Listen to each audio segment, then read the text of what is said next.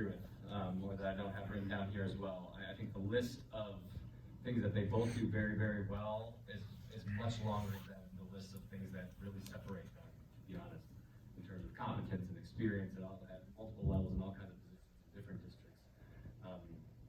I would agree overall that both of them seem like fit and competent and capable leaders of Forest Hills. Some things that I would echo with Mr. Kirby. I found it very valuable to receive feedback from people who know a lot more about education than I do, and have spent a lot more time in this field than I do, and it was impossible to find anybody who has ever known Ben Kirby to not be very excited about Ben Kirby, and to have really good things to say about him. That means something to me, important to me. Obviously, like has been said, knowing our data was very impressive. Clearly done his work and was prepared to bring that to us and show that he's made that investment in time and research into us. The behavioral health priorities I noted as well, and the work that he's done in that area in prior districts.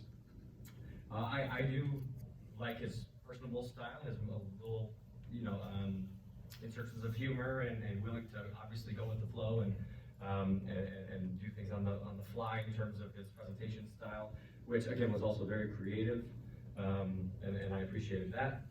His asking of why, again, I think is something perhaps similar between both of them, but he obviously was a little more overt about asking that question when evaluating current practices or future practices. His self-learning, the other sheet that he gave us is a lot of personal professional development that he has engaged in for himself over the recent years. So that's impressive, obviously a priority for him. Obviously what we like to manifest here, that everyone is always learning. Again, Dr. Kinzer made no surprise that he has learned first as well too. So something I noted definitely about both of them. And again, Mr. Kirby's pointing out that we tell our story, and that telling our story is important. There's so many good things to say in Forest Hills, and he's very much for that. For Dr. Kinzer, the thing that I focused, a couple things that I focused in consistently throughout really this whole process with him, and tonight as well. First, much of what he said came back to focusing on making sure it's best for kids. Mentioning kids a lot, and that is an interview tactic, of course, you're going to mention kids.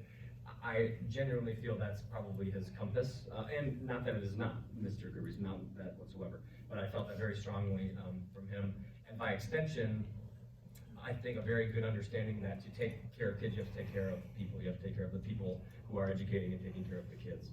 And I think he just needs to understand that relationship aspect and the communication that is required, the trust that is required to build and develop those people so that they can take care of the kids, which is the ultimate goal. So I felt that come through in a lot of his answers. I appreciated that. I also was drawn to his insistence on fact-driven decisions and data-driven decisions, processes, things that aren't quite as flashy or sexy aspects of a school district, but are critical. And when they're obviously not in place, a lot can go wrong. So his insistence on using data when he communicates, on his insistence on using data to justify decisions that are made and making them very transparent, the thought process that goes into his decisions. I thought he mentioned that a lot and made that obvious that's a priority for him. He also, I got a sense, and he mentioned a few specifics, Dr. Kinzer, where he has a lot of experience with what goes well. He has a lot of experience in doing a lot of things that have yielded success in other districts. But again, an obvious and intentional flexibility as well, and a desire to come be educated here. I got the impression from neither of them that it was the Mr. Kirby or Dr. Kinzer show. I don't think that's a big difference between the two of them.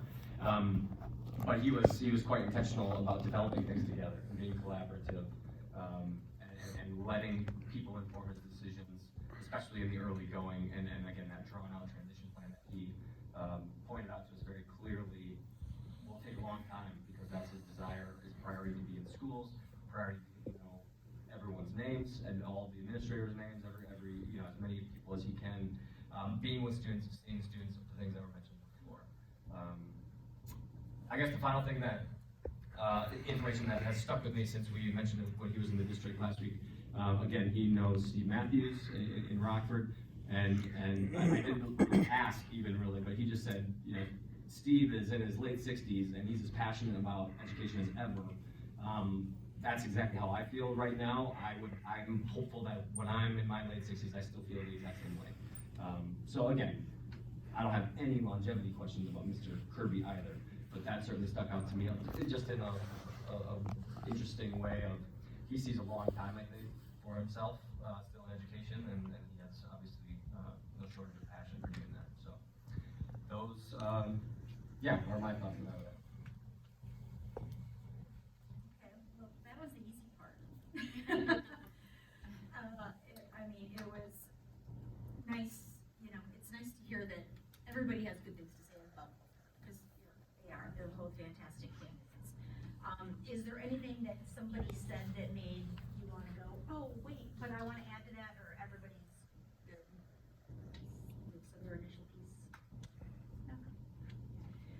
All right, well, so then the next part is the hard part. It's starting to throw out a name of who we think is going to be best to serve us going forward. And I know sitting up here, I don't want to do that because it's hard. And when you have two good choices, you know, how do you choose? So I guess the way I look at it is, when you have two good choices and you have to choose, is which one do I think is going to be able to take us to that next level? Are there any distinguishing factors between the two that makes one stand out, and which one do I think gave a presentation that made me feel like he is the guy that's the right guy for this moment? And I would have to say, I feel like Gary Kinzer would be my choice for that. And I will give you a couple reasons why, and I'll take our turns doing this. So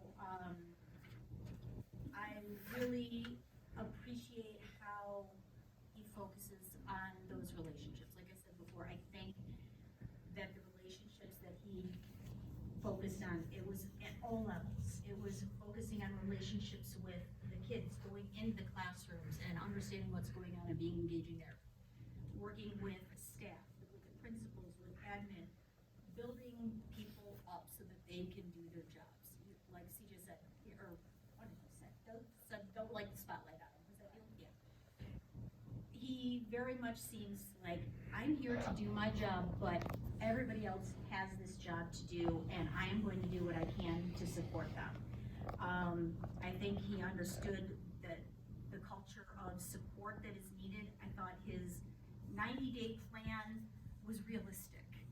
You know, I think this one was fantastic, but wow, that was a lot of stuff. So I looked at it and I would just say it was simpler, it was easy to follow, and I thought it was very well thought out, and it was, again, all based on relationships over the next several months that he would form that groundwork on.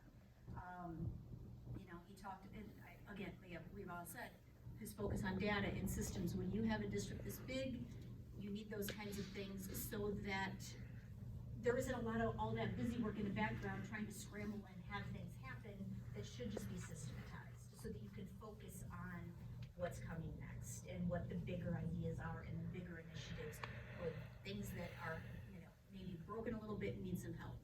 So you can take all of those things into account. So for all of those reasons, I'm going to throw it out there that I think that Dr. Kinzer will be the one to put this forward, and I would love to hear what each of you have to say. In response to you, or my turn next? It's your turn next. All right, that's what I thought. And I figured, well, Vice President should go next, right? Sure. Okay, well, I've already said a great deal of information, so I'm actually going to keep this one a little bit more to the point. I think that our next champion of hope should be Mr. Kirby. And I think one of the things that Maggie said really sums it up for me, and that he models excellence. And a leader who models excellence will bring excellence from everyone around them. And I appreciated that And like I said, I went into a lot of description here. I do believe that his attention to detail is something that's really important. I get when communication should be clear and to the point, but I also want to know the why. And he wants to know the why. And I think that's probably the driving question of education in all respects. So I do think that Mr. Kirby should be our next superintendent.